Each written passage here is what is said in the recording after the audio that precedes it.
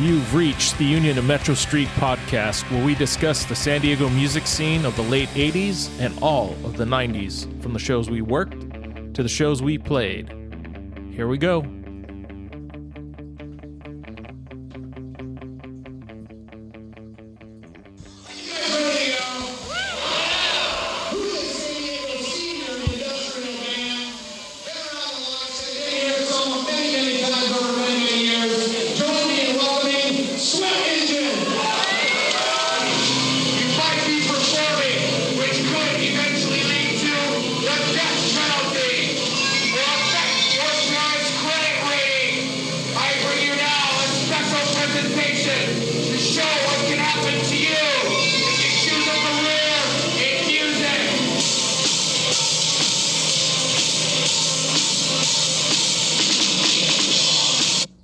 Yeah, that was some upstairs 30 years ago.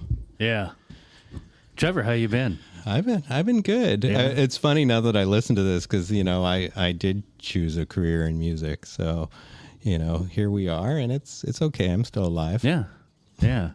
Speaking of, I mean, we're gonna go through the roots, but what are you doing now? Like, I work up at UCSD. I work in the music department. oh, okay. So it's mostly tech stuff, but I'm around music, 50, 80 hours a week or whatever. Yeah. And it's, San Diego has changed so much in the last 30 years. I mean, we got this trolley thing now and a new outdoor amphitheater just opened up upstairs, up north there. And, yeah, it's cool. I'm happy to be here. Yeah. And weren't you doing, or do you do Adams Street Fair or? Oh, producing? Yeah. No. I did the Sweat Engine was my first sort of, touring underground electronic, band. And I got hooked into the Tijuana scene for a while. Okay. Did this Below San Onofre compilation. Started playing Tijuana quite a bit. Hooked into samba. So I'm originally a trumpet player, but got into electronics and percussion, and then naturally, percussion, samba, and got into taiko for a while. And, Sweat Engine faded out with our lyricists, two of them, Timo and Mark, going on their own way. But, I've been doing electronic stuff, solo stuff, and then I've got a partner I play with in Berlin. We've got this ongoing group that's Luis's called Aesthetic Meat Front, and that's just nice, piercing and blood and horrific things. Yeah. Sort of the extension of what industrial could be if you could do everything that you wanted to do. Right. San Diego, you can't do, fire, nudity, blood, all that stuff. So this is, that. Yeah. I tried back in the day with Crash Worship, but oh man, love those guys. I mean, I love anything that's like lots of drums and lots of people to watch. Right. We tried fire a few times and had some accidents, and but we did breaking stuff, which was always lots of fun. I'd go to Goodwill and pick up a bunch of plates and whatever. Yeah, it was fun. It's dramatic, and we're going to get into that too. But let's go back to what got you in music to begin with. Like, at what age? And because I know we've talked about this before. Skateboarding was part of it was just our lifestyle. Yeah. But then, at what point did you start getting into music? And then let's start with that. It's a good lesson because I'm in fifth grade or going into fifth grade, and my mom worked in the school, and she's like, she played guitar, and she's like, you want to do music? And I'm like, yeah, sure. And I didn't really know much about what that meant, doing music. Right. We had a music teacher that came to our elementary school, and she said, well, I can borrow a trumpet from a friend, because we weren't we had skateboard money, but we didn't have, instrument money. Right. Yeah, I don't know if that makes sense. No, it totally does. It totally does. So I didn't even really give it any thought. I'm like, sure, I do that. And, the music teacher would come by and, the trumpets would meet on one day and the flutes would meet on another day. And, we did this for a year. And at the end of the year, there was a concert, and it just that was my life. Okay, you practice every day. Then it became, I'm in band class through high school, band, Renaissance fairs. So I got involved in the Renaissance fair, and they said, oh, are there any trumpet players in the house? Or whatever they say in their Elizabethan accent. And I'm like, yeah, I can do this. And they're like, okay, we're going to pay you this month. And I'm like, wait, I'm getting paid? Wow. Oh yeah. And here's your costume. Here's your trumpet. Just show up and do this thing. And I'm like, I'm finally a professional working musician. So I played Renaissance fairs, herald trumpet for the horse tournaments for a long time. And then that's what got me into drumming. Because trumpets like play this thing and then wait for an hour. And my good friend Steve says, he played drums, and he's like, oh, why don't you just, bring a drum, and when you're not playing trumpet, you can play drums. So I did side drum for a long time, marching drum. And, coming into moving to San Diego to go to college and then getting involved in the radio station here, I really got interested in electronic music and then also the drumming thing. So, the rig that I set up was electronic percussion. Mm-hmm. I actually brought one of the pads. Maybe I'll pull it out later. Yeah. It's one of the pads that was at every Soma show, and it still works. I'm blown away. It's caught on fire a few times. It's covered in paint. But that's, that's sort of the history. It starts with, mom saying, here's this thing. Okay. 20 years of practicing, getting involved in performing live, and also, costuming and theatrics. That was such a big part of what became Sweat Engine, which was, we're putting on a show, circus, costuming, lots of percussion, electronics, and Mark and eventually Timo's contribution, which is, I'm pissed off at everything, the world, the system. You look at all of our lyrics from those days, songs like, Shit for Brains and, the police brutality that was going on in L.A., pissed off at the system because of that.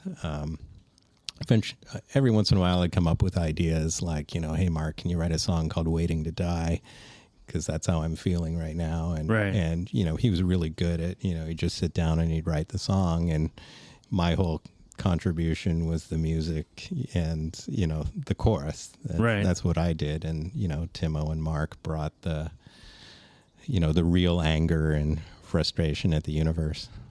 So, So when did you guys come up with the name and actually form as a band? Because I didn't get into about you guys until later, 89. Yeah, so I came to San Diego in 85 and immediately started working at KSDT. That's UCSD's radio station. Yeah. And Mark was a year younger than me. He came in 86. And we hooked up pretty quickly. We both skated. He did freestyle biking. I did unicycling. Eventually, we started doing the mobile DJ thing. Right. The two of us. Through the radio station, eventually we formed our own business and started making decent money DJing primarily frat parties. Oh, wow. And, so we were buying, that was back when you go to Warehouse and you'd buy your vinyl. Mm-hmm. So every Friday we're at the Warehouse buying vinyl. Maybe we'd head down to Soma, we'd be at Soma at, Friday or Saturday. But we were DJing a lot of parties. And like everything Mark does, he started getting pissed off at that scene.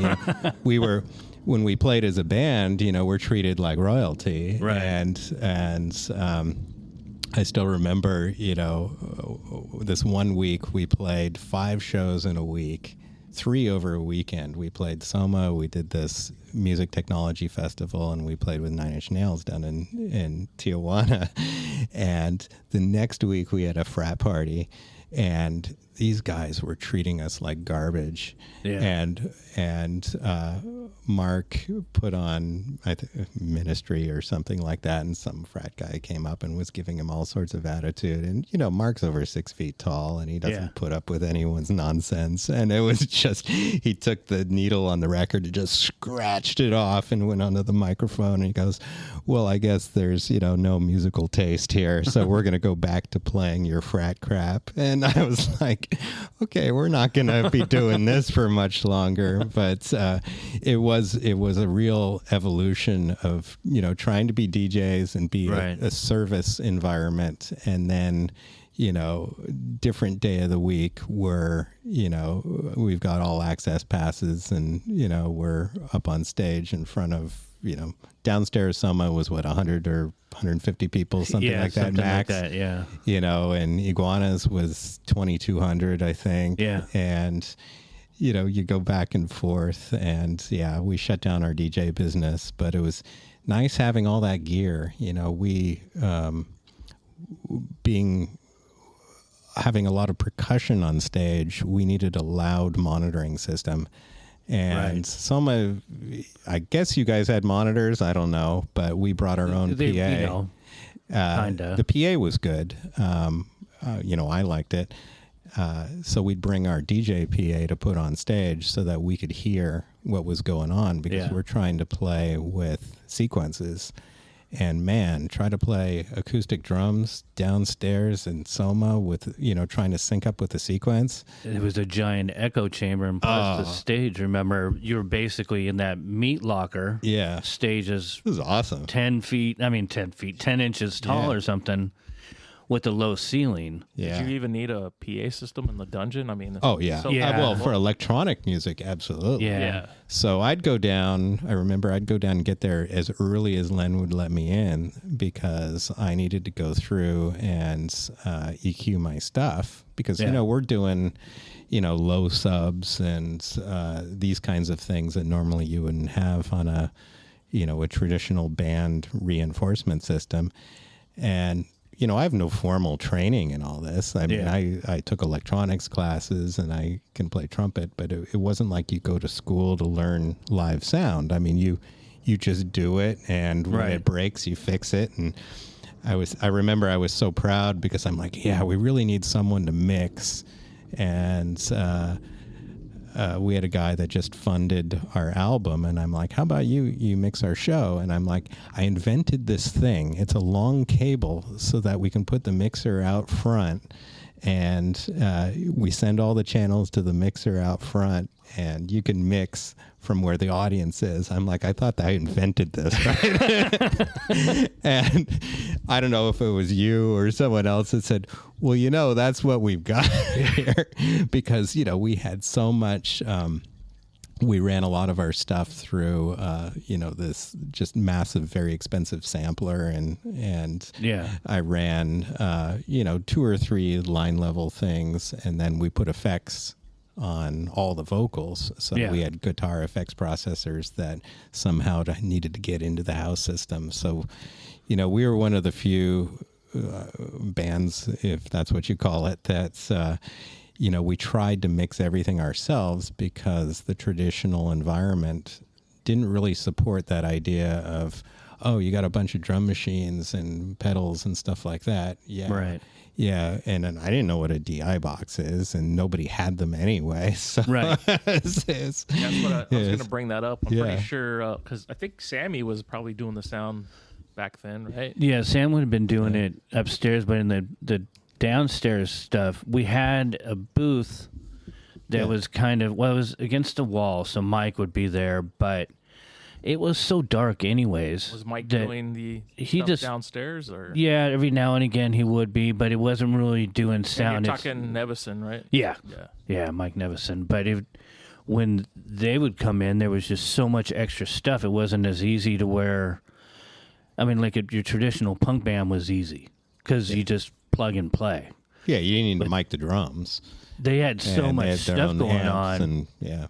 And I do remember that before, because I was learning, and I was so intrigued by how they were getting so much sound and so much chaos, and it was just, the energy was so much greater, but to be able to get it mixed right, and then you got Nevison that's just kind of standing there going, because back then he was doing Dance Macabre.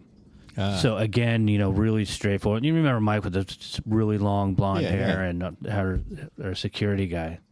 So it was a bit of it was a learning experience. And you guys did a lot of industrial back then too, right? Yeah.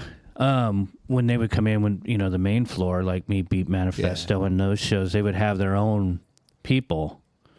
But as far as like where these guys came from, and doing it downstairs was a difficult room. It was good and moody. I loved it.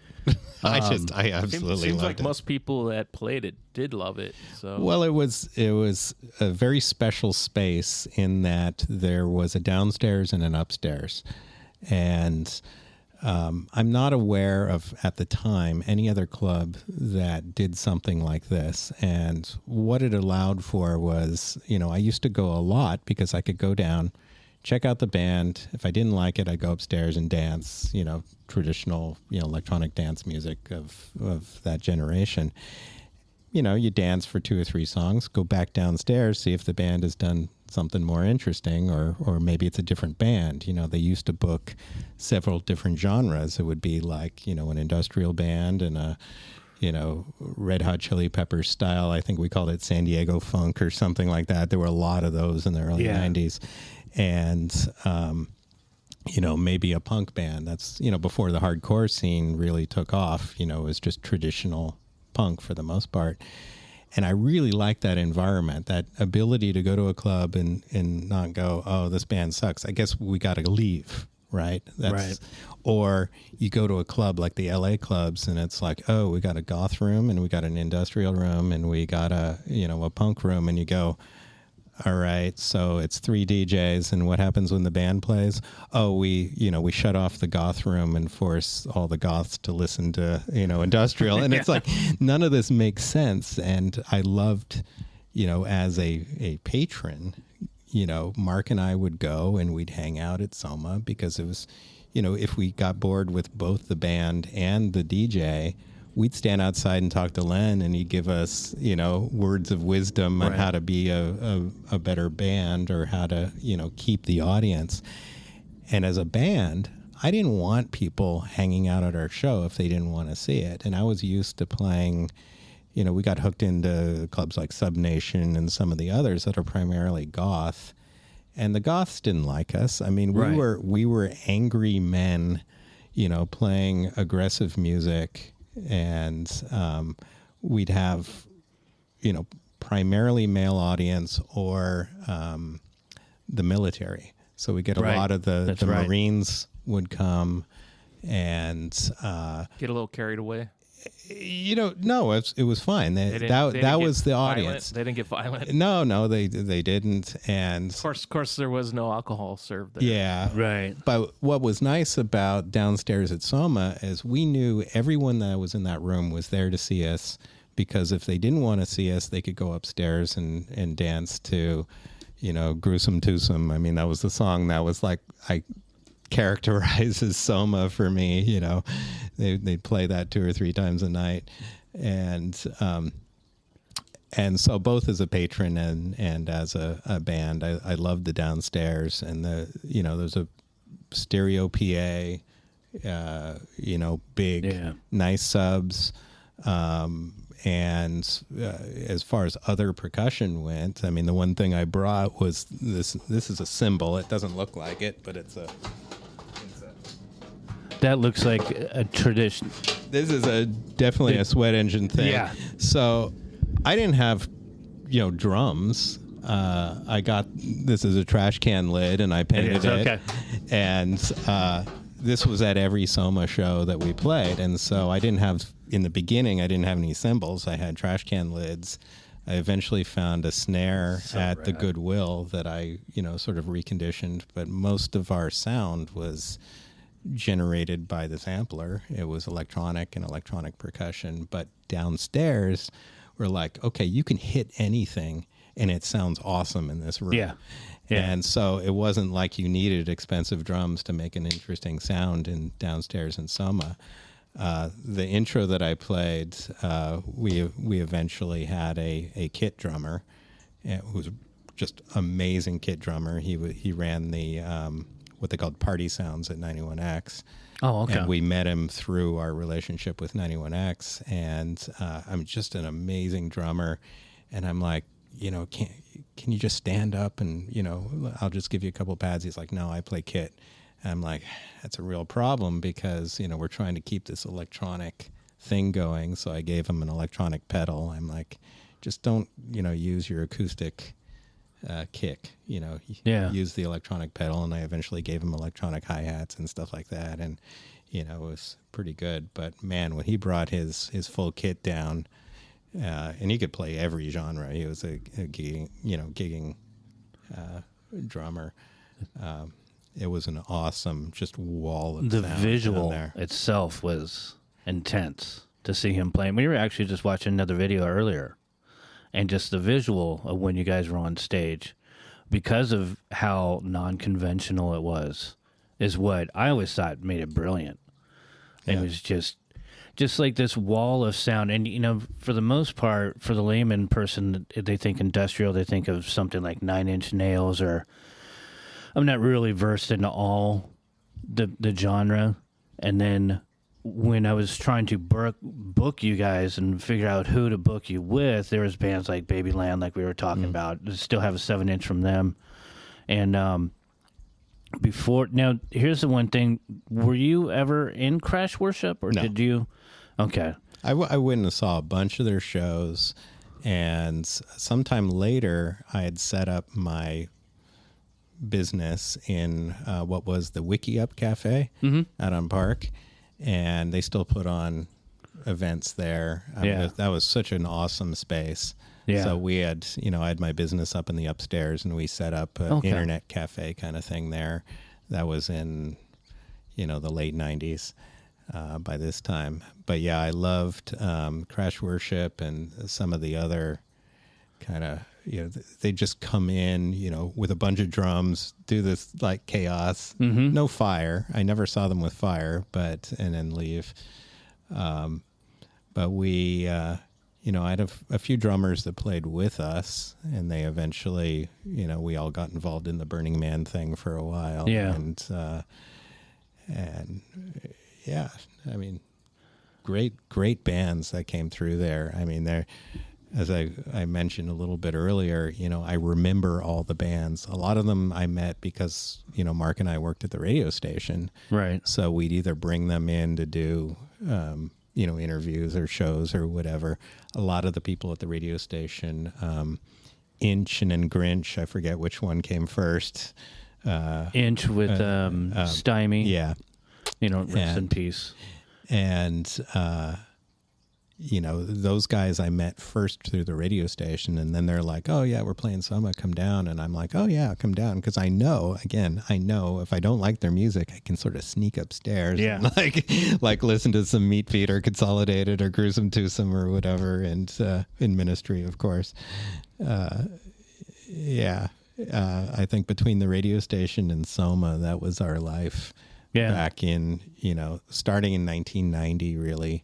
Okay. Was our first shows around Soma, and then it just kind of ramped up with, okay, can you guys play once a month? Yeah, sure. And, we do a flyer design, or someone there would do a flyer design. We go down, pick up a bunch of flyers, and, we'd drop them off at, off the record, a Lose or whatever. Yeah. And I'd make the rounds. That was my thing. I was still in school, but we were doing pretty good sales of like cassettes and stuff. T-shirts too sold really well at Off the Record. They'd sell anything on consignment. Yeah. So I'd drop off 5 or 10 every week and go pick up the money, drop off flyers, hit all the cafes. Yeah. There weren't that many. This is before Starbucks. Oh, yeah. Yeah, so. But Gamma was still around. Oh, yeah, Gamma. Because that's how I initially got in.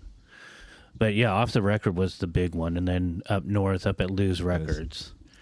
But the thing that, we talked about this before with other guests is when we first started booking shows downstairs, the thing was the club upstairs, Mania was the one. But there would be a dance club, and it would depend on who was kind of doing it at that time. John was doing one. Yeah. Whoever would be doing it, so that's why there would be the dance club upstairs, and then I would book downstairs. And then eventually, a lot of people don't realize that we even did that at all because the main stage was perfect for a dance club. I mean, it was just space all over the place, and it would be packed, but it wouldn't really be packed. So you still had breathing room, and you could kind of stare at someone across the room. It was a different time, and then eventually we ended up just doing more and more of the stuff downstairs. And then eventually we would do something upstairs, and then we started doing more upstairs as we started to get credibility. But we're talking the early days. And so what was the first time you guys ended up playing on the main stage? Because those were few and far between, remember? Yeah, that was either Frontline Assembly or the Meat Beat show, one of the two. The Frontline Assembly show was the one, that was the first show that Timo played with us, and that would have been 91, like late 91. Yeah, that sounds about right. And that was interesting. The challenge for me is I'd played larger rooms before, but when you are in this big rectangle and you're up on stage and you're so trying to hear the sequence, so we're trying to stay in time with, it's before computers, of course. Yeah. So, either I've got a sample or, the Roland D50 is running or whatever, and we're trying to play to that. And you've got this slapback echo against the west wall that's like, 250 milliseconds. John, our drummer, he's like, oh my God, this is driving me insane. Every time I hit my snare drum, I hear an echo, and, I'm like, yeah, I prefer the downstairs playing. But yeah, it was a cool show. That was fun because, we went on first. I think Biohazard went on after us. And Frontline Assembly they had these lifeguard towers with all their gear on it. And I'm sort of bitter about it because they're like, well, there's not enough room on the stage for your drummer. I'm like, what do you mean? I mean, you want us to play the show without a drummer? Right. And there's not enough room on stage for your guitar player. And I'm like, what? This is like, well, this was going back and forth between us and the stage manager and those guys. And it was, I have such fond memories of Len stepping in because we had pushed this show so hard on 91X on loudspeaker. Yeah.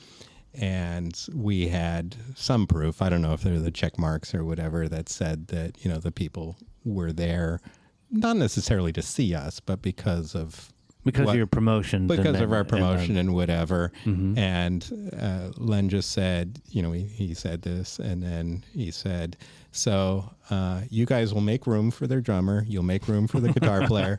And poor Ray. Ray was Pain Emission from Pain Emission. Yeah. He started playing guitar with us around that time. And Ray's like, oh, it's not a big deal. I don't need to play. I'm like, dude, I mean, we're going to play one of your songs. Yeah. Bimbo was like one of my favorite Pain Emission songs. And we did a Sweat Engine rendition of it with, lots of live drums and stuff. And it was like one of the best songs.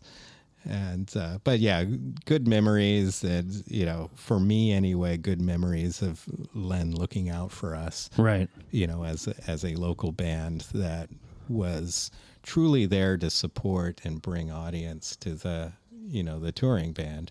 Yeah. And, I think we only played, it was just that. And then the Meat Beat and Consolidated, which was so awesome. Those guys are so cool. And yeah, they had their sort of circus style stage antics that Meat Beat had at the time, and Consolidated had their, gruesome video of, you got to become vegetarian, watch this video, it'll do it for you. Yeah. And it did. I was like, yeah, it did it for me. But I loved, playing with those guys. And the upstairs with the second floor balcony was just so cool, because people don't really talk about this a lot. I'm kind of short. I'm 5'6". Mark is like 6 foot something. And we go to shows and I'm like, I can't see anything. Yeah. And, there's always some guy with a big hat or a girl with a big hat or, fuzzy hair, whatever it is. It's like standing in front of me and I can't see shows. So I really like Soma. I could hang out upstairs. I could see the band. Some of the best photos we have from that Meat Beat show are, people that managed to take photos from behind us. Yeah. Like you could stand behind the band on stage. And, really, really good experience. The other bands I saw there, we saw Knights of Ebb there. Mm-hmm. Didn't play with them, but they were upstairs, and they were also I really liked their music. Their stage show was just super clean. One drum pad, 2 drummers, each has a drum pad and like a cymbal, and then they each had their sampler. I mean, it was like so clean and and I'm like, this is exactly what I don't want to be. I want a bunch of crap on stage.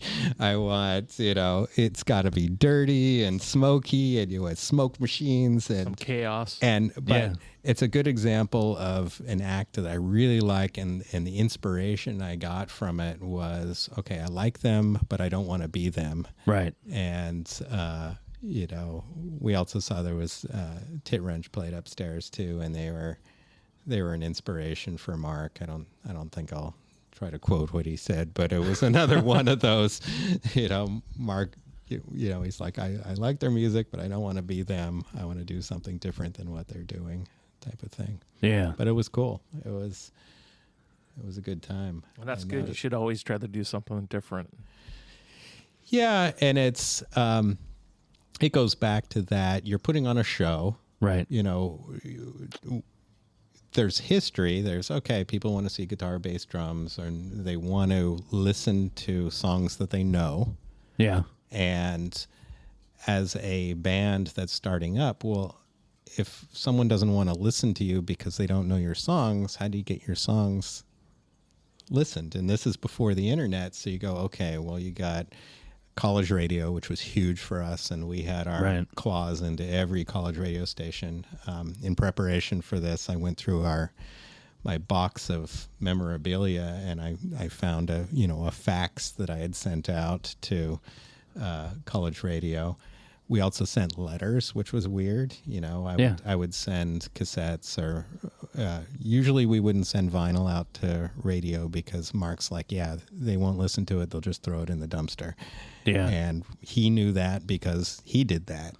Yeah. And so, getting people to listen to your music, it had to be on vinyl at that time in 1990. And so I think it was the first copy of our record that I got that wasn't the test pressing. We had a test pressing, but the first, stamped copy of our 4-song EP, I took down to Soma and I gave it to Dax. That's Todd, who's he's still around here in San Diego playing.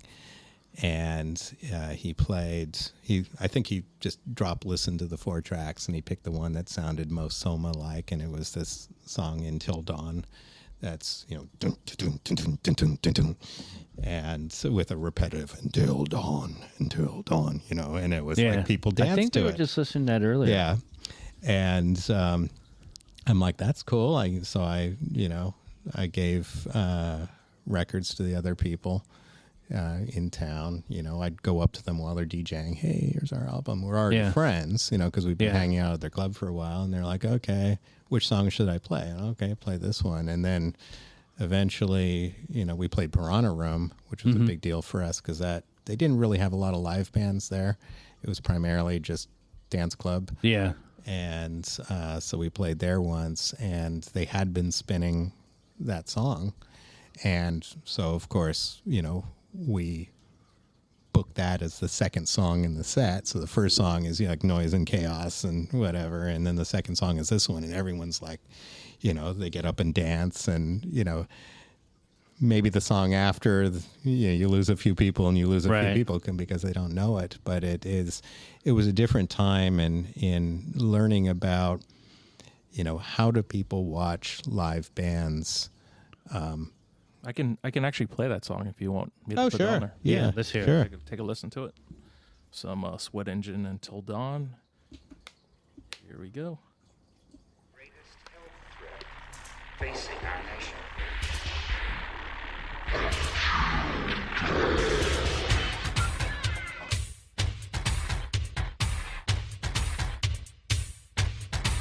Until dawn.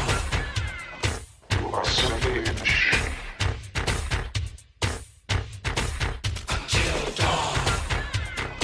You are simply in the shade.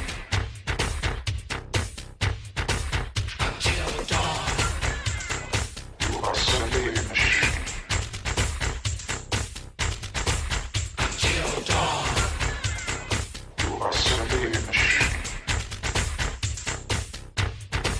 Until dawn. Countersuch flows coming in and going out. Until dawn. The homeless fill the streets. They know what life's about. Until dawn. Thieves go to work to pay for crack they think keeps them alive. Until dawn. Ruthless little vandals deface walls with adolescent jive. Until dawn. A single mother prays for help from welfare, united way. Until dawn. We sleep like stones with the promise of a peaceful day.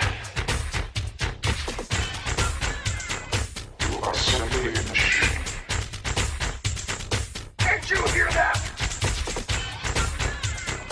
You are simply in the shade. Can't you hear that? Until dawn. Ready? Stay down.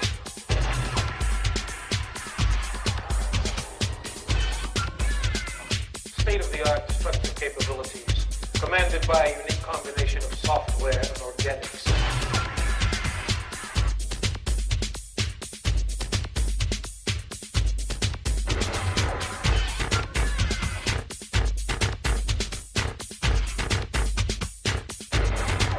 Until dawn.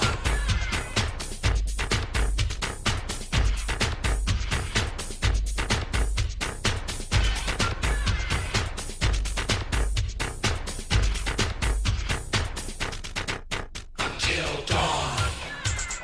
This is a must. I don't believe this. This is a must. I don't believe this.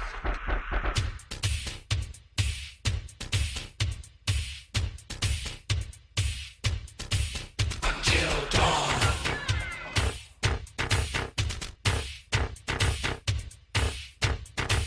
Until dawn.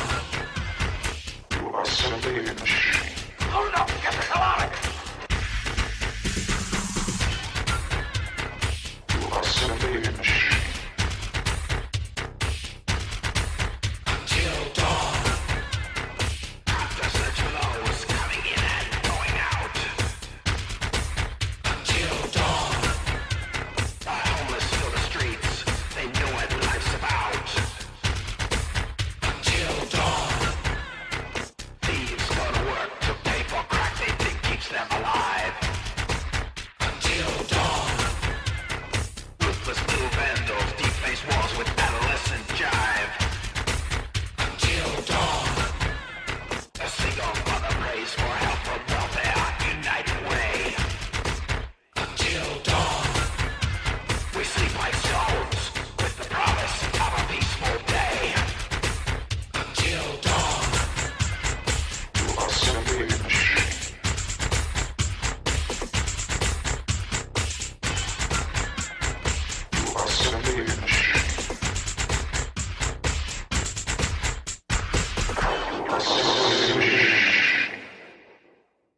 That is so classic. I can remember the pit in the basement, in the dungeon.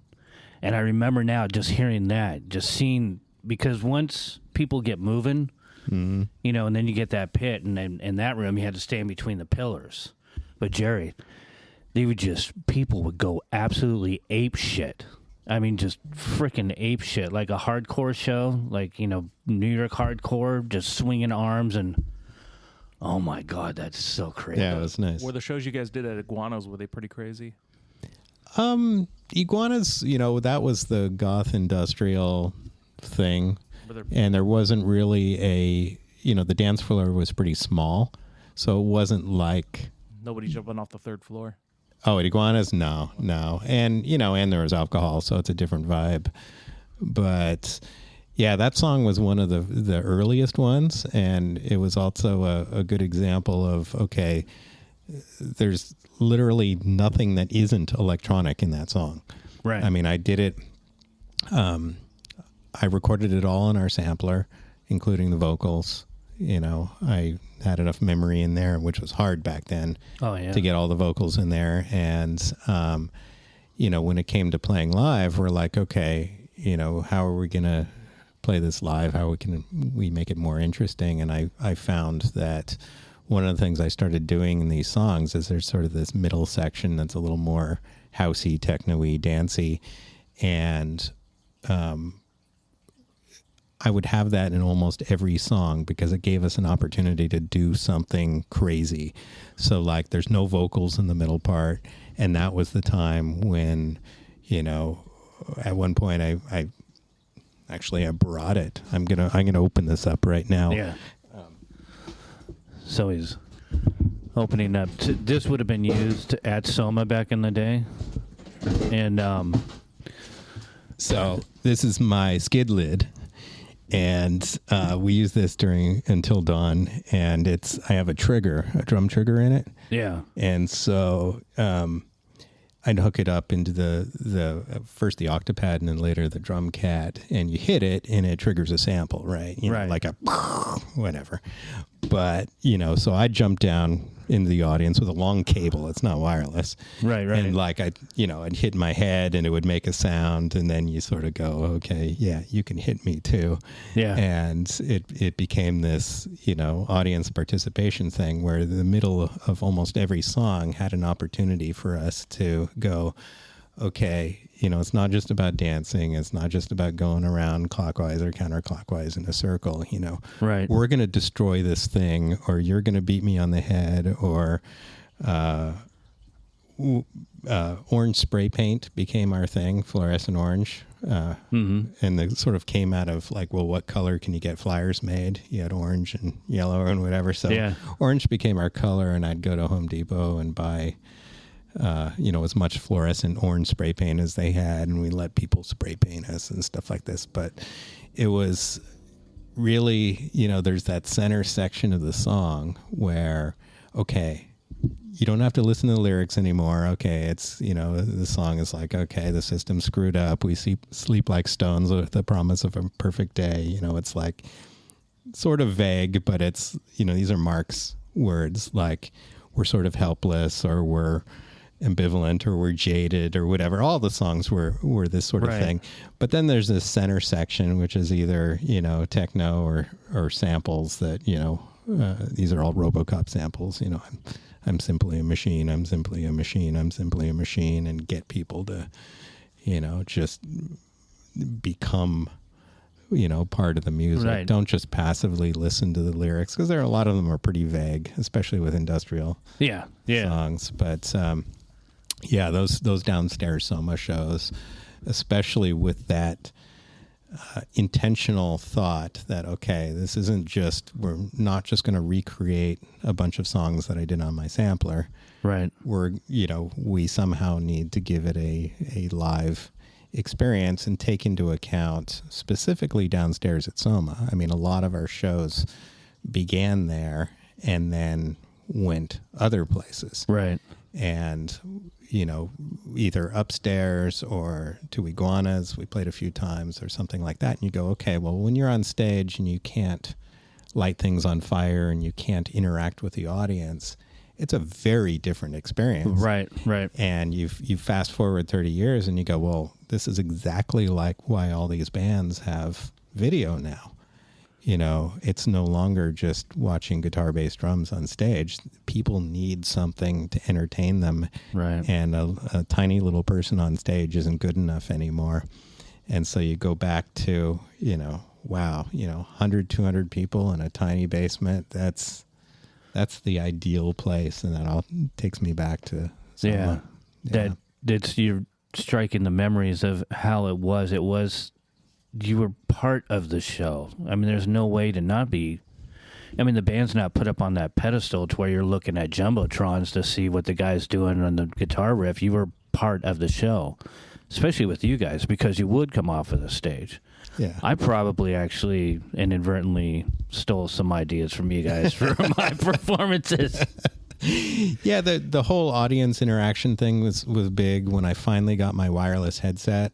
Mm-hmm. You know, people don't remember this. Back in the late 80s, you know, I had the same headset that Madonna was using, the Shure one. It was wired. Mm-hmm. And you go, okay, well, you know, that means a lot of things. I'm constrained to this area. Right. And, you know, our drummer didn't want to wear headphones. So, you know, he was pretty free.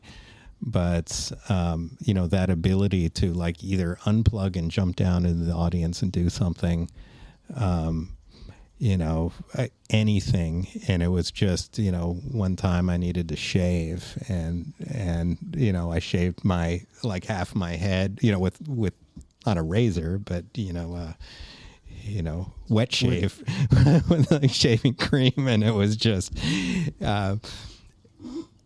I don't know what it symbolized, but people really liked it.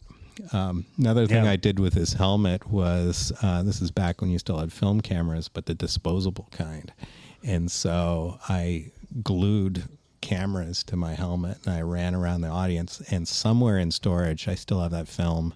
And I had it developed. I just ran around. Wow. I took pictures of people with, you know, this camera that was, you know, duct taped to my helmet. That was pretty cool. But yeah, interacting with the group, meeting the group, and then also making that connection with, okay, you know, you want to get our music, what do you do? Because people didn't buy merch at a dance club. Right. At least not back then. You know, we would do a show, but then all the consignment cassettes and T-shirts at Off the Record to Lose or Gamma Gamma or whatever would then sell out the next week. So we knew it wasn't that we were selling like traditionally a band on tour would sell, but we knew that doing shows resulted in selling merch. Right. And making that connection with people to say, you know, well, after the show, you know, hey, yeah, you can, you know, they're like, oh, I didn't bring any money today, you know. Yeah. Well, yeah, go to Off the Record and, you know, you can pick up stuff. And, you know, some of the people would, you know, they'd have friends and they would buy stuff and, you know, mail it to their friends. That was kind of the thing. Yeah. At the beginning. Making mixtapes and then sending them. And of course, that was a time before websites, so you didn't have your own band website. So people, just go to the records. That's cool that the local record stores did that, where they could. That was very cool. And they had a Off the Record, the one up in Hillcrest. They were nice because you walked in. The first thing you saw when you walked in the front door was the local music consignment area. And, you know, that was cool not only with, you know, selling your own stuff, but I'd go in and I'd be like, oh, yeah, I recognize this name from Soma or whatever. Because their flyers were plastered all over the window. Right. I mean, there were the bands that the 91X guys would promote, and that wasn't my thing. I wasn't, you know, whatever. Rocket from Crypt was, you know, amazing and whatever, but the music never really spoke to me. Right. And the shows were pretty, you know, traditional. So it just wasn't for me. Right. So I wasn't getting good advice from the media, but being able to go into Off the Record and just go, okay, you know, what other bands are here? Yeah. That was very cool.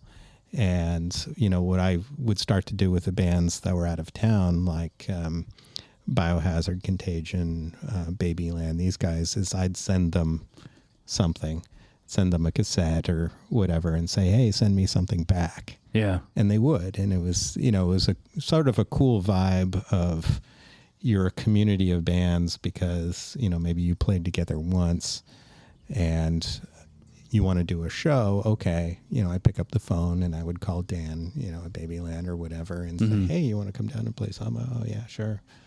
So that was, that was pretty cool. And the scene back then was different than all the other ones that were kind of going around because of the camaraderie of the bands. Because, San Diego being so diverse, and back then, too, remembering there wasn't as many bands. By the time it got to 95, well, I'd say the heyday was probably around 94, 95, when there was so many bands that by that point, I had a bunch of them. But the scene had grown so much. So we're talking the early days. It's like Jerry was saying, there's no internet. You have to put out flyers. You have to hustle. You have to make the connections with other bands, and that's how you can grow the scene. And the industrial scene was still... Well, it was us. It was, yeah. As far as San Diego went, and it was cool for us to be in there because there was Sweat Engine, and then there were the LA bands, right? Yeah. Pain Emission, they were trying to go off to the goth thing. And so it sort of started this, well, are you more like Ministry or are you more like Skinny Puppy? Right. And I'm like, no, we're more like Ministry, but no guitars. Yeah. I was not into the guitar thing. And what was great for us was people like Harlan, Fine Line, and some of the other ones. You have a big band coming to town. They're like, okay, you're the only band in San Diego, so either we bring someone from LA or it's you guys. Yeah. And it was a very cool position to be in because we got to play with all of our heroes. Yeah. So it was, KMFDM and Meatbeat and Consolidated, 9 Inch Nails, of course. My Thrill Kill Cult. Did you guys? No, we didn't play with them.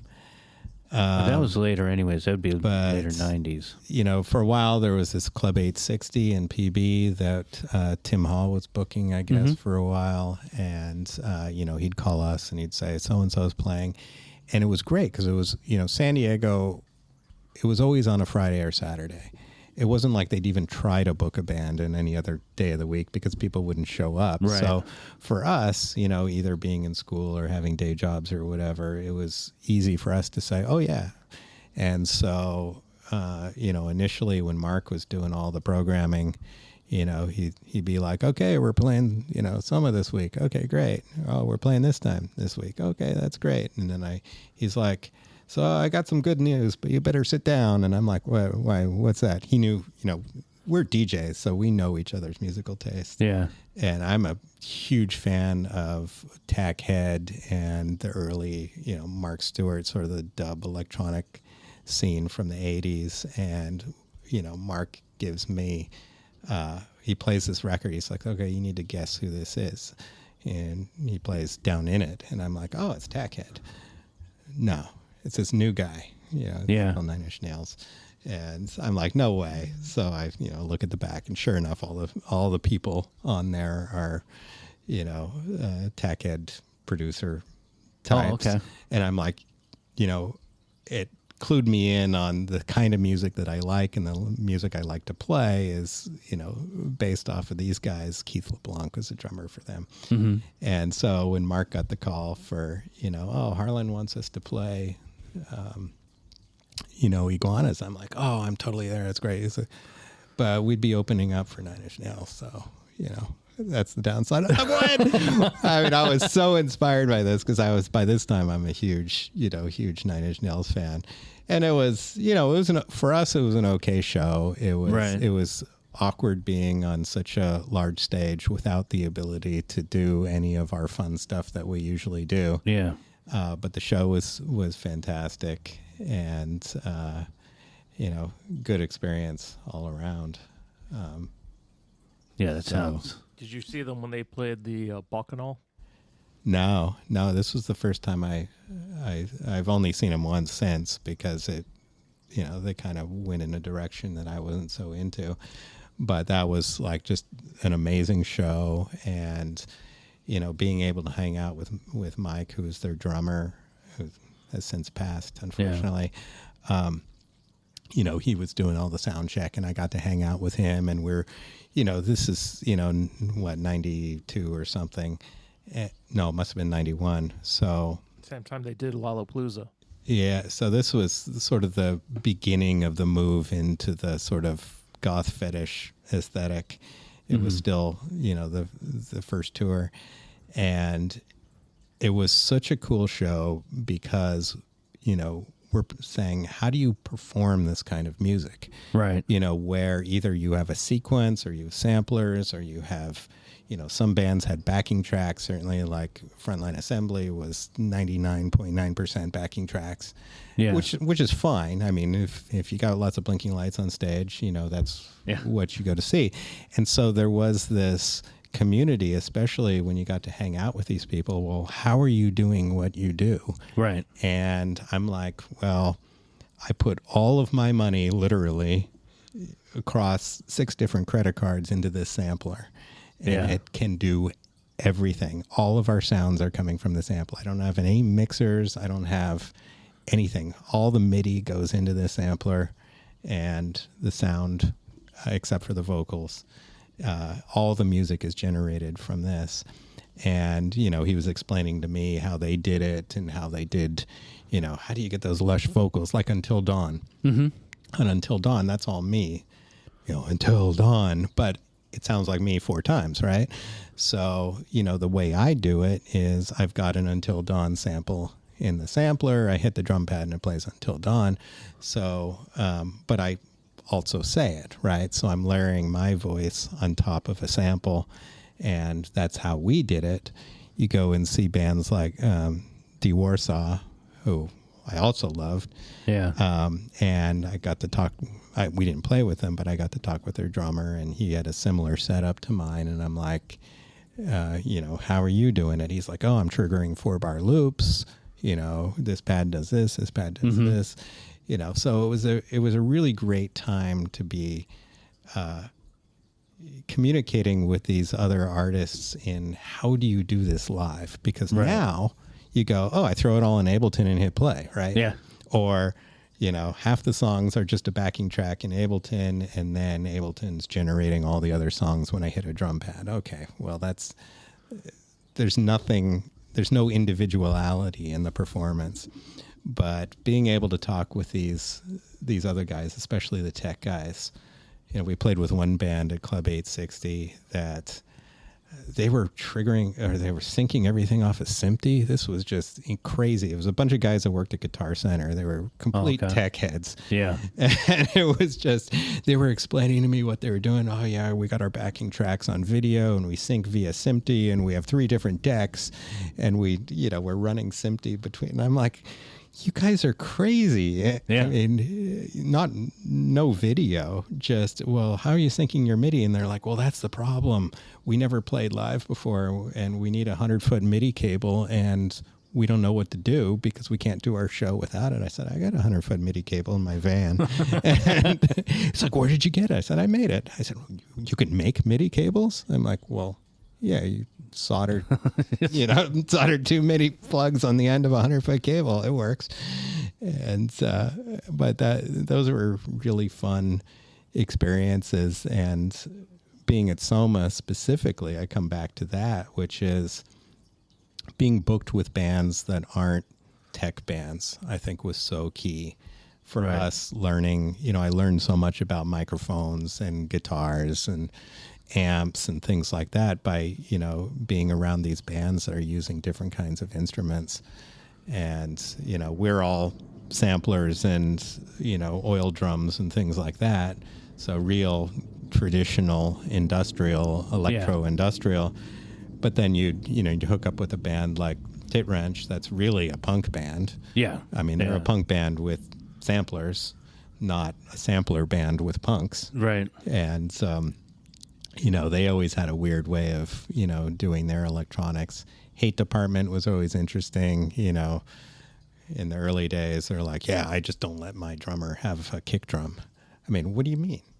You don't let your drummer? Yeah.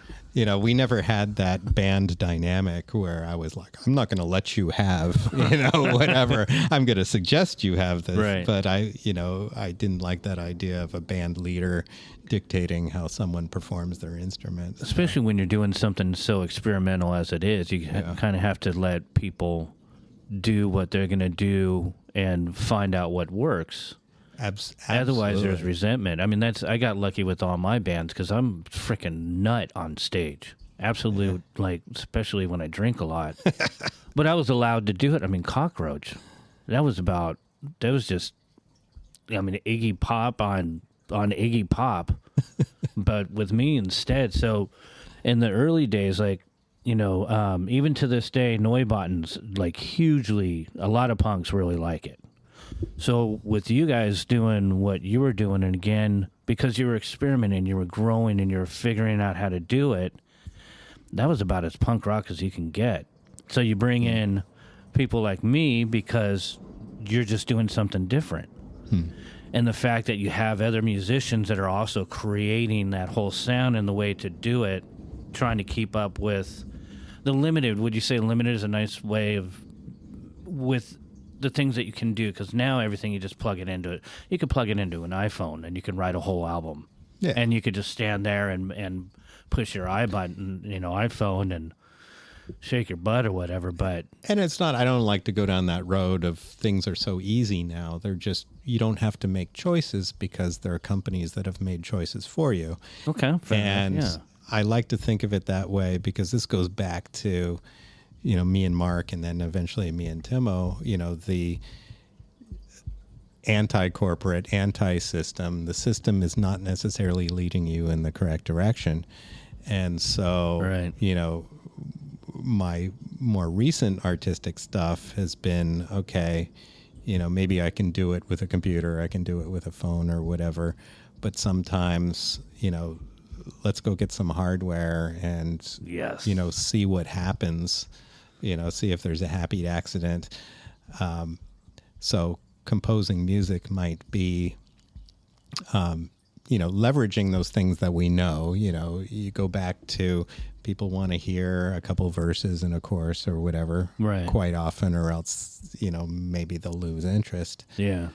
But the hook. Yeah. See if there's something that we can get beyond what some corporation has told us to do. Right. And then there's the flip of this. And I love doing this because I think it's hilarious. I have friends that will bash on companies like Behringer or Roland or whatever. And so I become fascinated with, okay, I'm just going to use all Roland equipment just to spite them and see what the corporation is telling me to do, because you can't deny that so much of the big electronic scene, people want to hear that kick drum. Right. And how can you say that, I'm going to do something different and yet attract the same audience? You simply can't. So you have to lure them in and then and lead them. That's why in Until Dawn, I love this, the center section that I wrote, all those, I'm not using any, traditional drum machines or things like that. They're all samples that came with my Roland sampler, but they're samples of Roland equipment. So that's why you have that center section that's kind of techno-y, acid techno that came out of, that hardware. Mm-hmm. And, people recognize the sound. So it's not just about recognizing the composition with, experimental or electronic music. It's like you play something and people go, okay, I accept that that's that kind of electronic sound. It's a TB303 or it's a TR 9 or whatever it is. But the same goes for the industrial sound. And this is like with the Neubauten stuff. I love you've probably seen the films, the playing the shopping cart and things like this. And yes. I love that when you can recognize what that sound is. oh, that sounds like someone, using an angle grinder on an air conditioning duct. Mm-hmm. Well, I know that sound because, this is what Babyland was doing with their oil drums and their angle grinder. And I'm like, oh, I know that sound. Okay. Yeah. And that's such a big part of industrial music that is not the electronic dance music. We go back to, Residents and Neubauten and these guys, right. and even back to Music Concrete and stuff like that, where you go, okay, we're going to use found sounds. Right. And, we'd get into the routine that before our show, I'd drive around and I'd always return it, stuff from construction sites, air conditioning ducts and things like that. And we'd use it to the show, and I'd take it back when we were done. Yeah. My drum rack that I used for years and years was just a piece of metal I found in a construction site that Mark welded a crossbeam on so I could put my drum pads on there. And, but you'd hit it and it would be like, okay, that's the sound of a wooden drumstick on a piece of steel, right. or a piece of aluminum, whatever the case is. And then you go, oh, I'm going to put a microphone on that. Yeah. And that's where we get that sound. And for a live show, you can do that, which adds to aesthetics, but you can also record it and then you have it in a loop so you can use it for recording purposes so you don't have to bust out. But for me, what I always preferred was just the live aesthetics. Look at that. And so this drum is, so it's a Roland. When did you get that? So this is a Roland PD-20. I bought this used at the Guitar Center. It used to be out on El Cajon Boulevard. Yeah. Okay. So I bought it used back then. And it's basically, these are the most awesome drum pads because it's basically a piece of fiber wood with some almost like a mouse pad type material and then a piece of plastic on the top. I take the plastic off because it eventually split, but you can hit this so hard because it's a 1.5 inch thick piece of fiberboard. And so I got a bunch of these. I eventually bought more of them, ran them into the Octopad or later the Drum Cat. And then I put these brackets on that, Mark could make this kind of pipe for me. And these brackets would go into a piece of aluminum crossbeam. And we used stuff like this for all the shows. Yeah. So and the aesthetic of that. Basically, you guys made up your own rigs and stuff. Yeah, for me, I never liked the idea of a sit-down drum kit. So, and this is before Roland and the other companies, Alesis were selling their kits. So the Octopad was the thing of the time, 8 pads, but you could plug in external pads. So I'd seen Book of Love. Remember those guys from the 80s? So this is new wave techno, girly techno pop. I really like Book of Love. I saw them out at the Metro.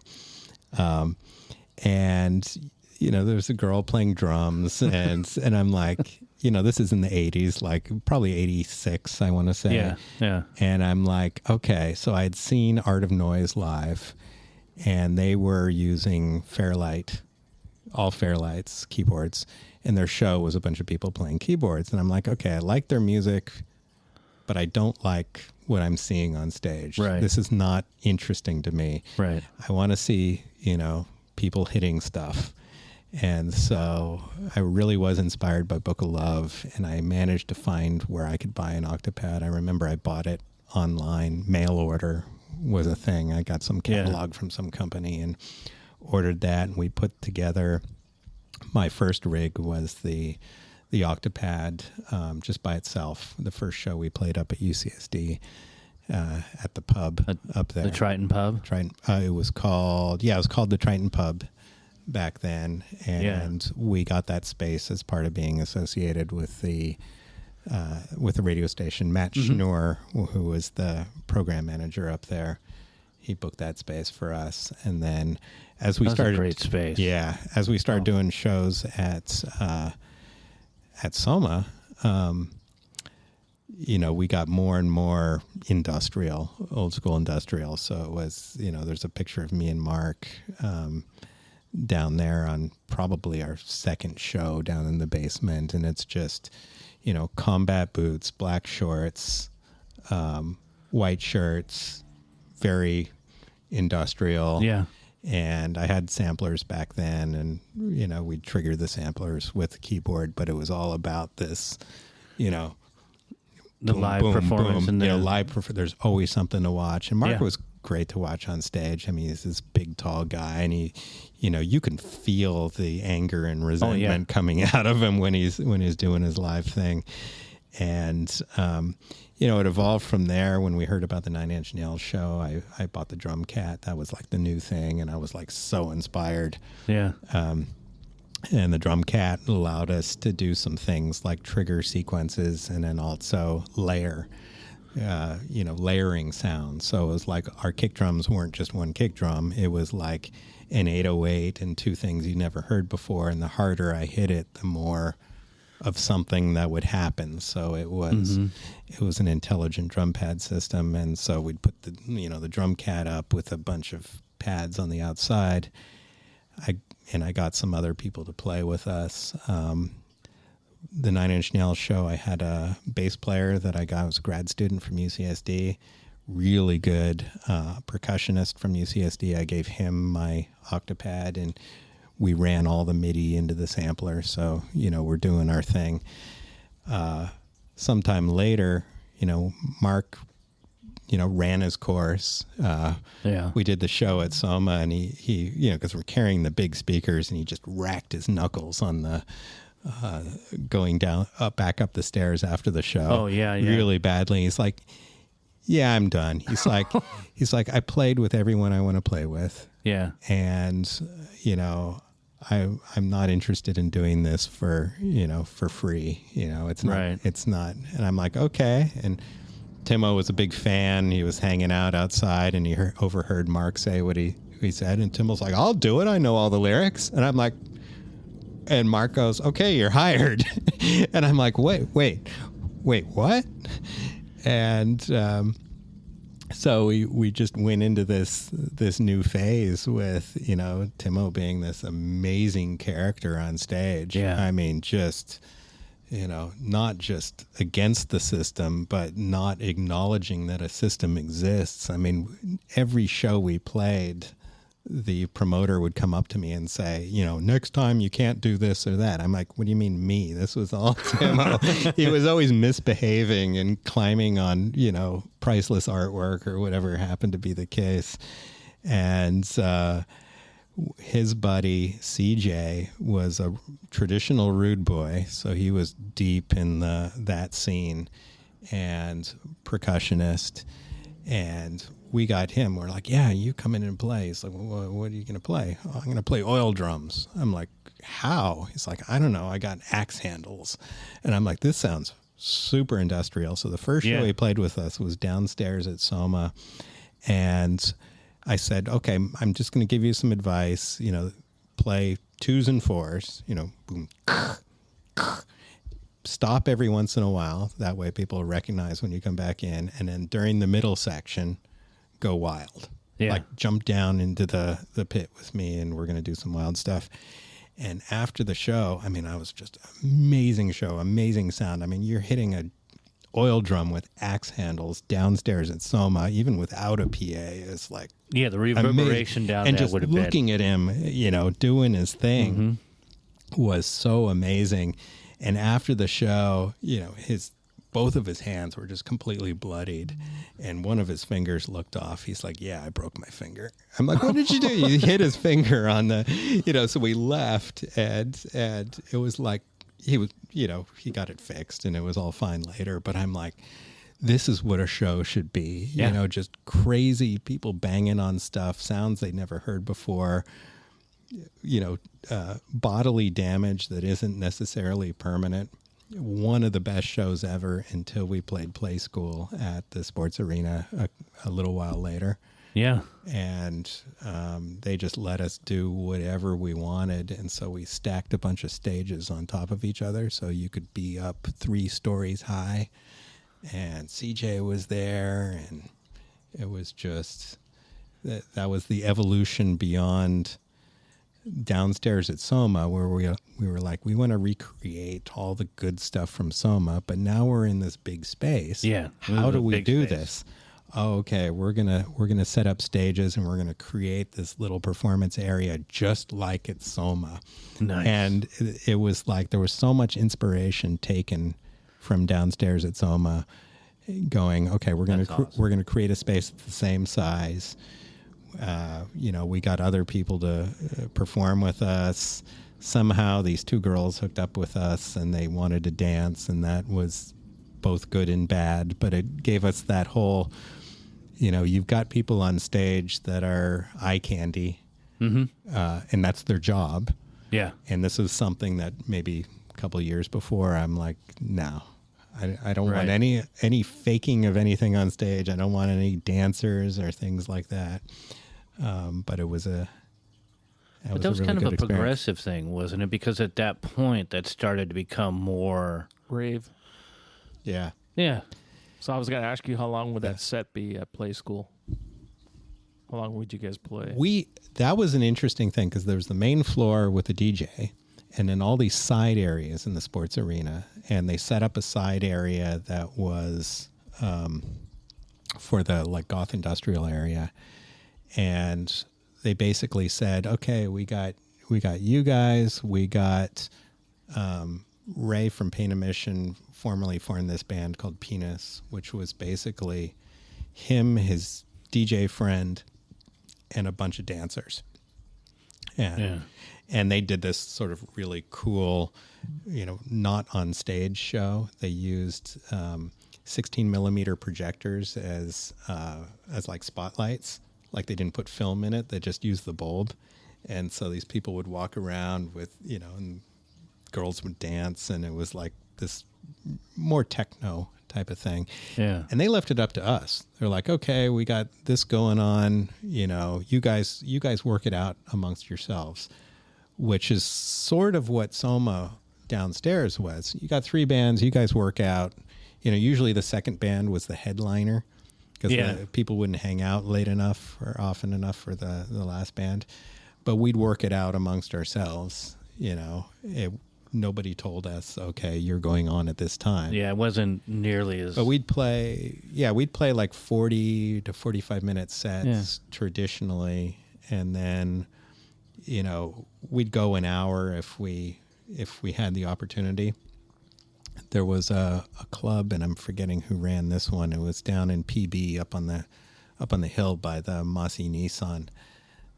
There was a club there for a while. And we played a New Year's Eve show there once, and that's where they're like, we got there. Oh yeah, well, you're the only band tonight, so, can you play, 2 hours or whatever? And so we ended up, playing an hour, taking a break, and playing our set again, which was kind of cool on a New Year's Eve. But most of the time, it was, especially with opening up for the other bands, it was a pretty set, like 40 minutes. That's what they wanted. And we started to break that down later as getting more. When I started booking more and more bands, we would do 30-minute sets or 25-minute sets, and it became more constructed and more refined, and because we started to get more of a formula. But again, just going back to the early days, that's why it was so brilliant, because it was just so loose. And it's like, well, you guys are downstairs, all right, well. Bands figure it out, and that's, I think, another thing that made it such a magical time was as the scene was being created in the bands. I mean, it was full involvement.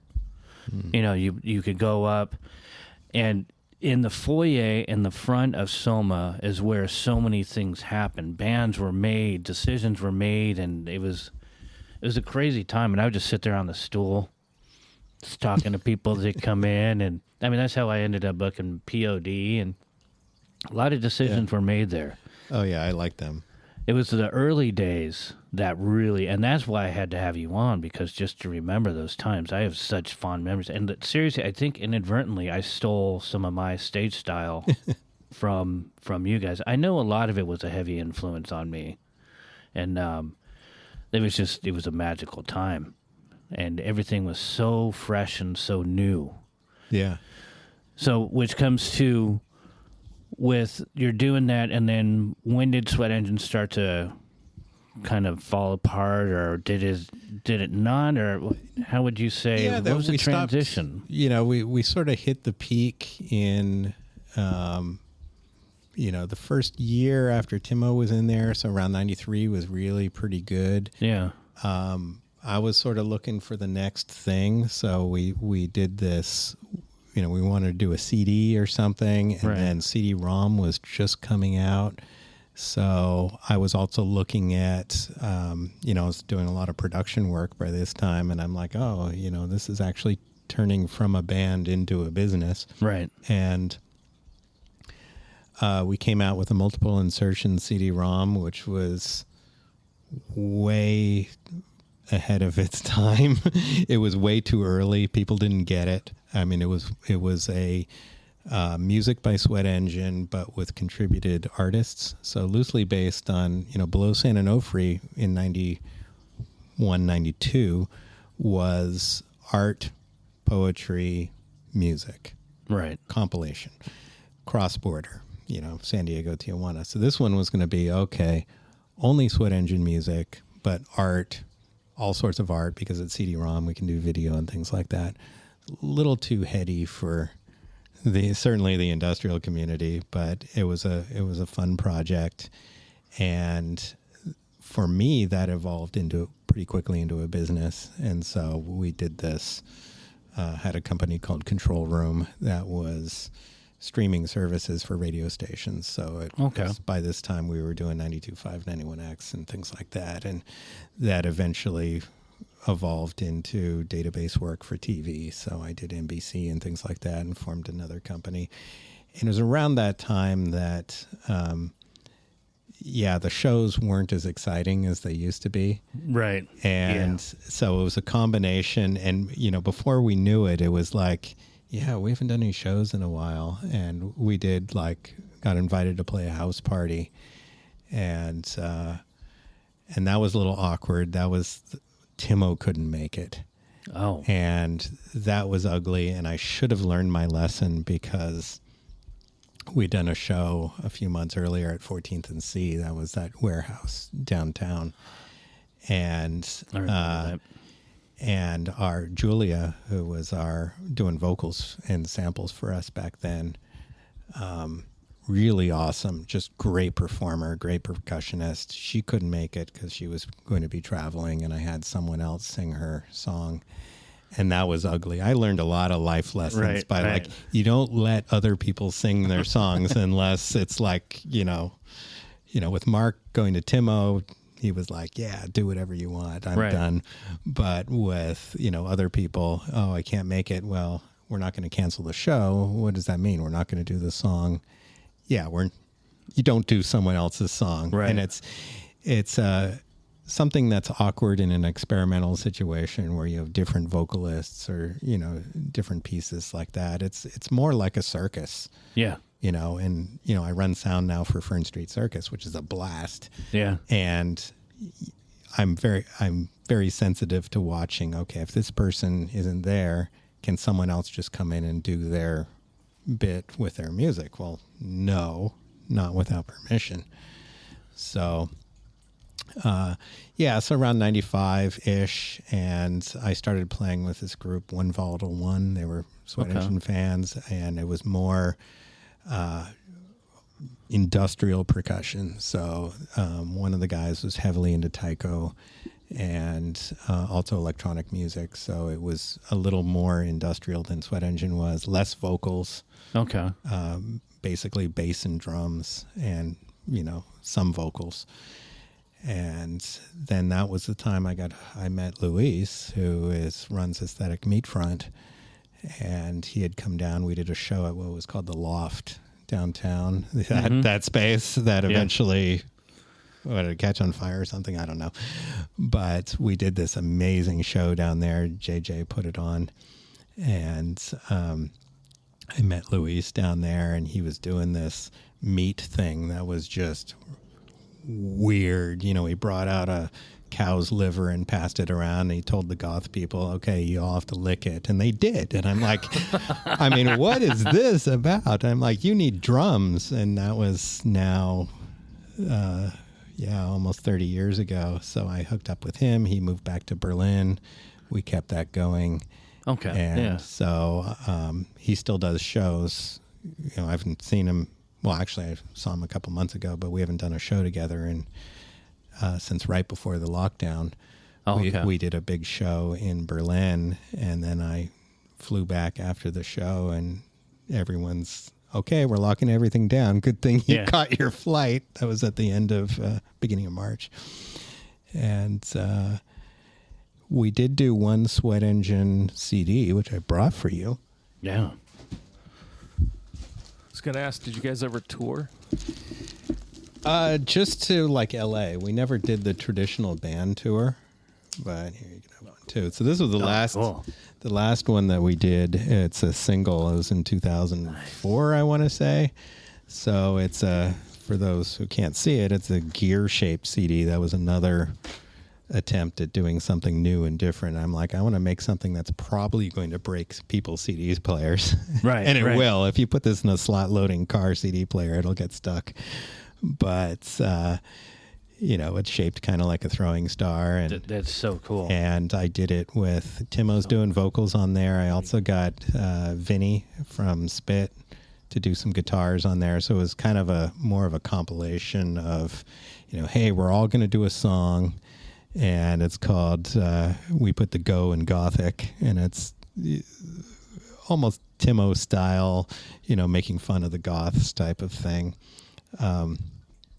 And it includes some field recording. I went to a club and talked to Vaughn, who you probably know, and there was a girl there. She was going off about what it means to be a goth and things like that. So it's got some cool samples, and it's in surround sound too. So if you put it in a DTS capable video player, it'll play in surround sound. So that was our last recording as Sweat Engine. Okay. And then I still keep in touch with Timo. He's out in Arizona. Okay. And so you're doing with production, you were talking about the hardcore kids. Oh yeah, that's an interesting scene, and I met them from Bob from Tit Wrench. He started sending me over projects to master, and this was another,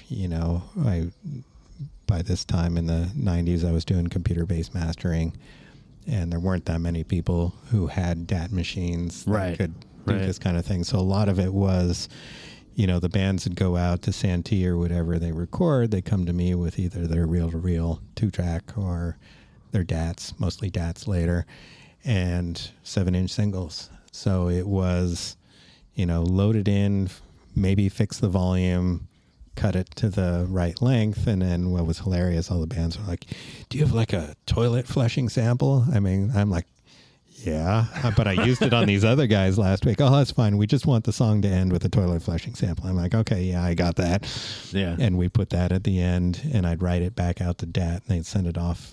I'd FedEx it off for duplication. And they'd pay me okay. Generally, the bands would come by with a blank check from their parents. In the memo would say not to exceed, whatever. Yeah. Because, I was charging, whatever, $25 an hour or something like that. And when you're dealing with data reel-to-reel, you're real time, So if I'm loading in an hour, well, there's $25. If I'm writing out an hour, that's $25. And we spend, a few hours fixing volume and things like that. And eventually, Bob stopped doing as much of that, and then Gravity came, and they started calling it hardcore. Yeah. Before then it was, it's punk, right? But it was now specifically hardcore, which many years later you look back on it and you go, oh, well, San Diego was the hardcore scene. And I go through Discogs, right? And I look at all this stuff and I'm like, mastered it. But it was me in my living room and my computer.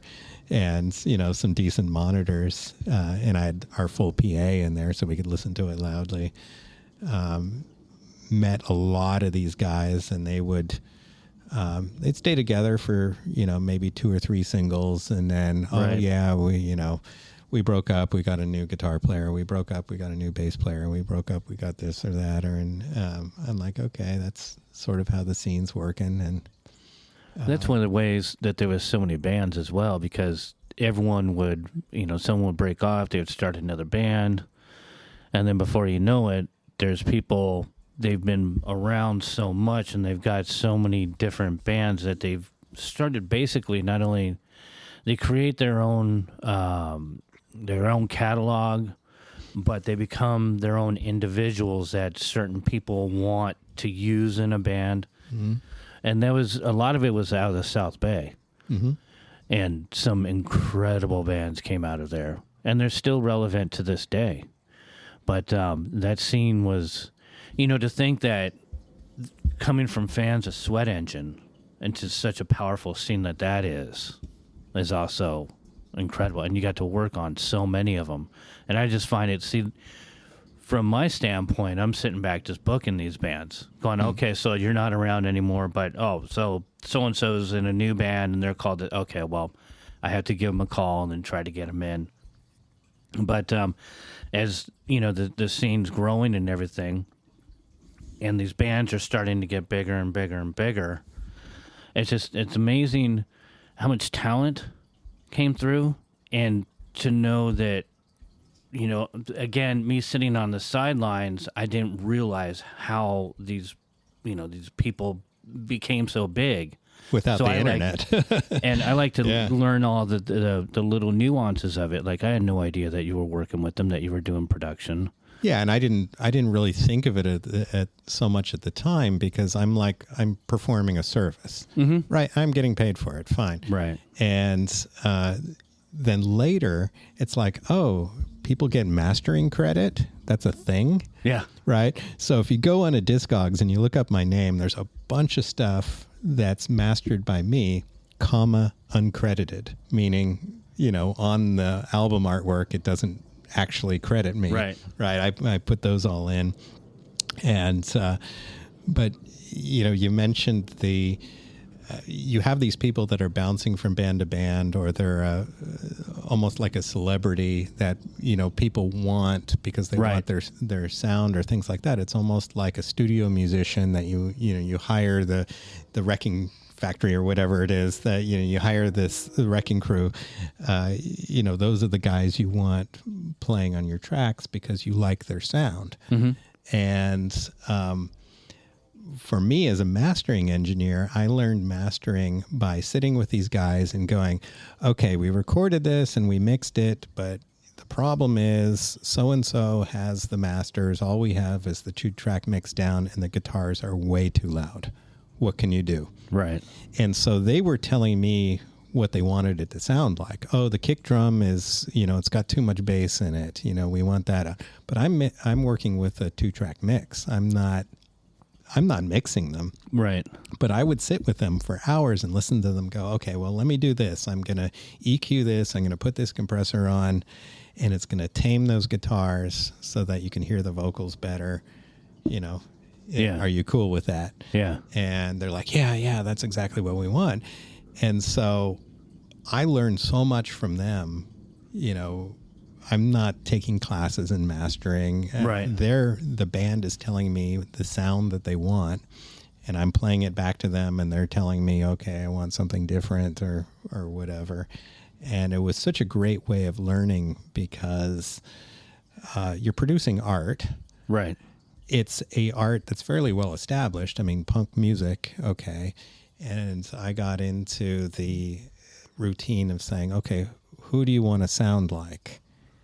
But not, people are very sensitive about, okay, my songs are different than so-and-so songs. Right. But I really like, the way Mick Jagger's vocals sound. They're not like compressed so much. They're not, there's not so much high end on it, Right. I said, okay, so I'm going to give you Mick Jagger vocals and, and then I'd name some other people without saying, oh, we're stealing their genre or their composition. Right. Because really with mastering, you're just, you're putting icing on the cake, and you're fine tuning it and mostly trimming heads and tails and things like that.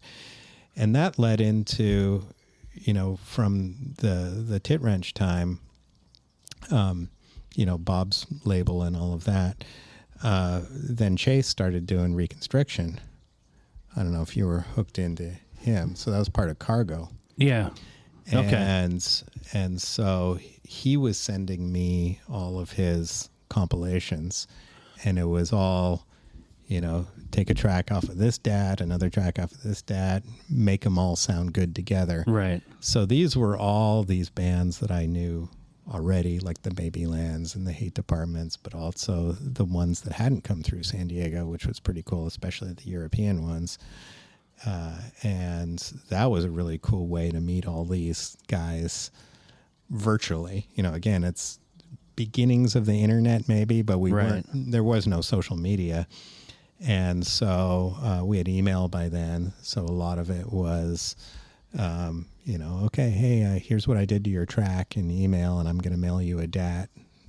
Take a listen to it and tell me what you think. And then they'd write back to me on email and say, oh yeah, it sounds great. Or, it's, you took out all my bass, or whatever. Yeah. It was a really great way of, interacting with the bands, but also, learning something about, how do you make it sound the way they want it to sound. Right.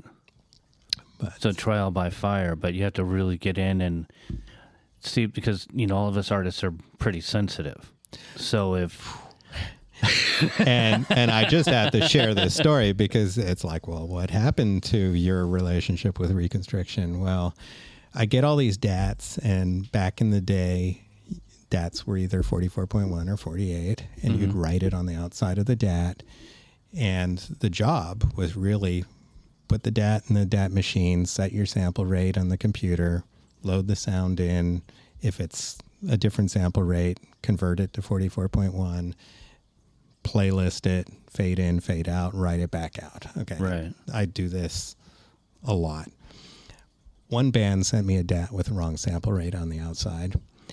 I didn't know the song. So when I loaded it in, and after, writing it back out, it came, whatever that is, some number of percent too fast. Right. Right. And pitched up. Yeah. Nobody checked it. 5,000 copies made of, by this time, CDs. Right. Distributed before the band even hears it. The band has a complete meltdown. Cargo's got to throw someone under the bus. So they stop payment on the check written to me.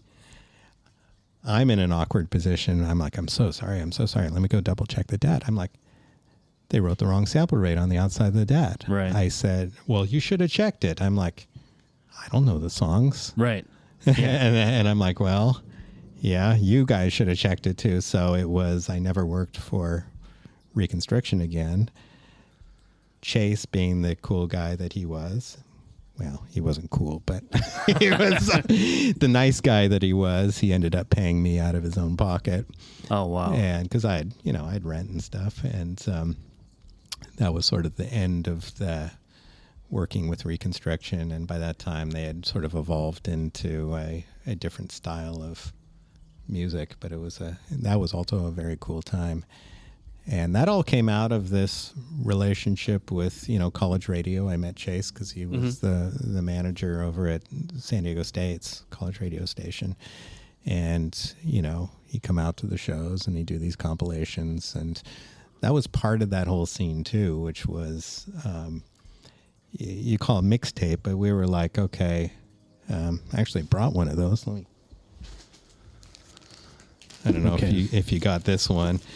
We did this tape with Hate Department. That's oh wow. We just call it "and," so it's Sweat Engine and Hate Department, and that's awesome. Yeah, a bunch of tracks from Sweat Engine, a bunch of tracks from Hate Department. It's sort of my version of the evolution beyond a compilation. Like a compilation hides the fact that someone is has the majority of the tracks. But Right. if it's two bands, then each band can sort of promote it, as their own thing. It separates it from what a compilation is. And that's the only one I did then. Sometime after, a lot of us, Keith from Biohazard and Contagion opened up studios in L.A., Vinny from Spit, he was doing full production in L.A. I was doing this mastering stuff and eventually internet stuff. And, Todd, DJ Dax, was doing his computer stuff. And we're all producers now. Yeah. And I'm like, let's do a project where, it's sort of like we're all playing on all the tracks, or we're all playing on a bunch of the tracks. And so that's where Trackhore came from. And we started that with, that would have been 99, I guess. Okay. We did the first Trackhore and ended up doing a second one, did a big show at Club Xanth, which was fun.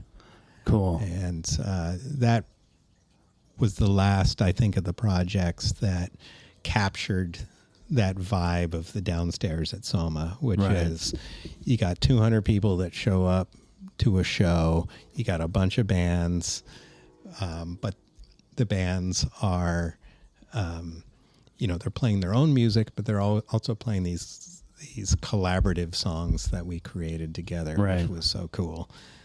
Yeah, that was a cool vibe.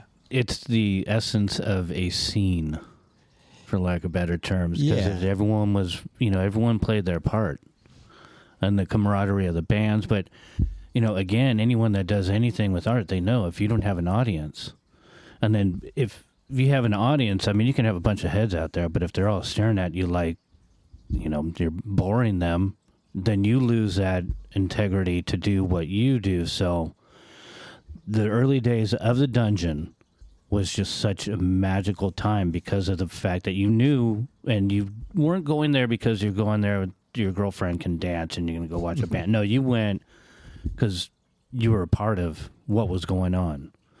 And that's the magic that we wanted to get on the podcast, to really let people know, because a lot of people have kind of forgotten about it at this point. It's so, I mean, we were knocking out shows like crazy during the holiday time. I would be booking upwards of 14 shows, and then we had to do the New Year's. So through the Christmas vacation for the kids, I would have, 5-6 bands just about every night, all the way through that vacation. Wow. So it became, a production line. Mm-hmm. And it wasn't so much about developing the new bands as it was. We can coin the old back in the day. And that's what Soma was down the Dungeon, that is now officially back in the day. And you guys were hugely influential. So on that note, we're going to wrap up for now. I could sit here and I could pick your brain from so many more things. There's a lot of topics I do want to get into, but...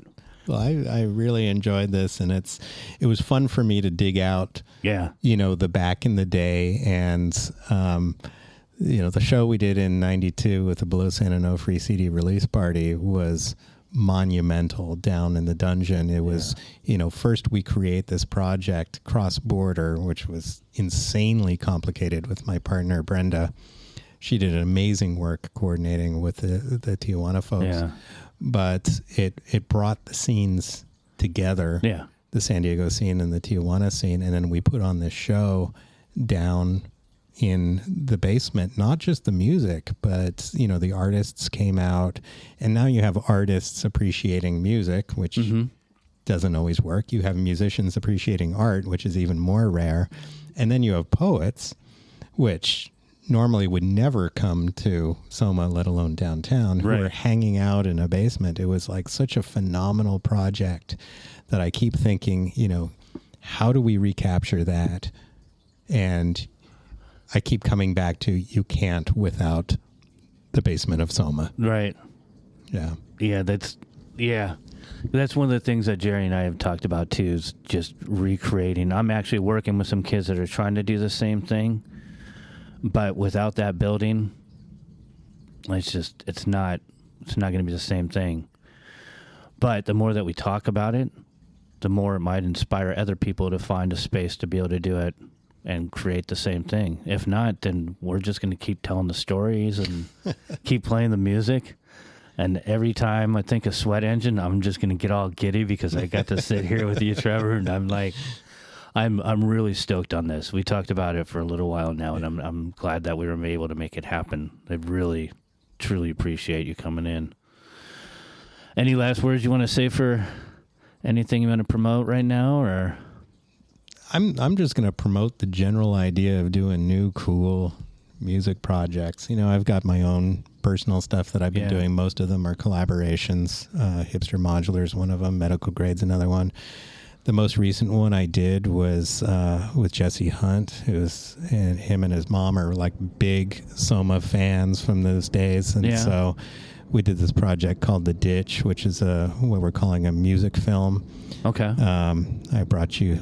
I might have mailed you a copy, but I brought you a thumb drive of that video, and it really does come out of that. Okay, I met you and your son 20 whatever years ago, and you know, now we can do cool stuff. Let's do some cool stuff. That's awesome. Yeah. Well, thanks. Thank you.